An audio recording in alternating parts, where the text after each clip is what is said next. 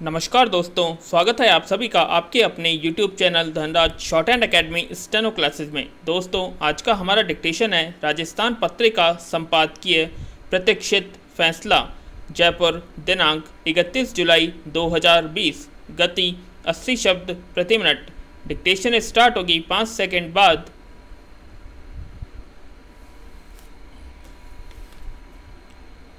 Start. Corona महामारी से जूझते देश में अर्थव्यवस्था को पटरी पर लाना यदि चुनौती है, तो इस चुनौती का सामना करने के लिए सरकारों को भी अपना नफ़ा नुकसान छोड़कर आगे आना होगा। विराम।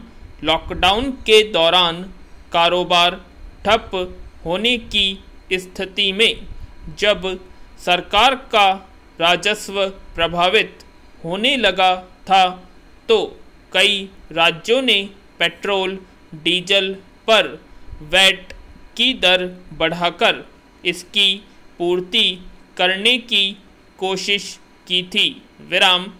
दिल्ली में पेट्रोल पर वैट की दर 27% से बढ़ाकर 30% कर दी गई थी, तो डीजल पर वैट की दर लगभग दोगुनी करते हुए 16.75 से 30% कर दी गई। विराम। अब जबकि कारोबार फिर से शुरू हो चुका है और व्यापारिक गतिविधियां जोर पकड़ रही हैं, दिल्ली सरकार ने वैट कम करने की पहल कर जनता के प्रति अपनी जिम्मेदारी का एहसास कराया है। विराम। अरविंद केजरीवाल सरकार ने डीजल पर वैट की दर 30% से घटाकर 16.75% करने का निर्णय किया। विराम। केजरीवाल सरकार का यह फैसला एक तरह से अन्य राज्यों को रास्ता दिखाने वाला है। विराम। वैट घटने के साथ ही अब दिल्ली में डीजल की कीमत 8 रुपये 36 पैसे कम हो गई है। इसमें आम लोगों को निश्चित रूप से राहत मिलेगी। विराम।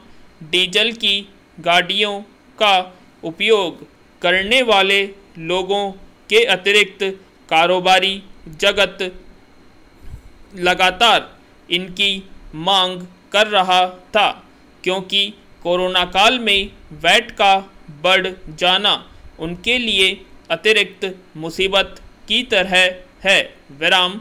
देखना यह भी होगा कि क्या अन्य राज्य भी दिल्ली के नक्शे कदम पर चलेंगे। पिछले दिनों राजस्थान सरकार ने भी डीजल पर वैट 22 से बढ़ाकर 28% कर दिया था। विराम। इसी तरह कई अन्य राज्य सरकारों ने वैट पर अतिरिक्त शुल्क लगाकर अपना राजस्व बढ़ाया था। विराम। पैरा। ऐसे समय जब देश की पूरी अर्थव्यवस्था चरमराई हुई है, निजी क्षेत्रों में तबाही जैसा आलम है और अपना कारोबार और नौकरी बचाए रखने की जद्दोजहद चल रही है, सिर्फ सरकारी महकमे के लोग ही चैन की बंसी बजा रहे हैं। विराम। अधिकारियों कर्मचारियों के न तो वेतन पर कोई असर पड़ा है और न ही अन्य गतिविधियों पर। विराम। जबकि निजी क्षेत्र में वेतन कटौती के साथ साथ बड़ी संख्या में नौकरियां जा रही हैं। विराम। सरकार उनकी पूर्ति प्रत्यक्ष या अप्रत्यक्ष करों से ही करती है, जिसका बोझ आम जनता को ही उठाना पड़ता है। विराम। ऐसे में सरकारों को अपने खर्च में कमी करने पर भी सोचना चाहिए, विराम। इस दिशा में पहल करते हुए मध्य प्रदेश सरकार ने संभवतः पहली बार कर्मचारियों की सालाना वृद्धि न करने की घोषणा की है, विराम। शिवराज सरकार के इस फैसले की भी सराहना करनी होगी, विराम। दरअसल कोरोना महामारी से और कितना आर्थिक नुकसान होगा और कब तक होगा, इसके बारे में अभी कोई अनुमान मुश्किल है, विराम।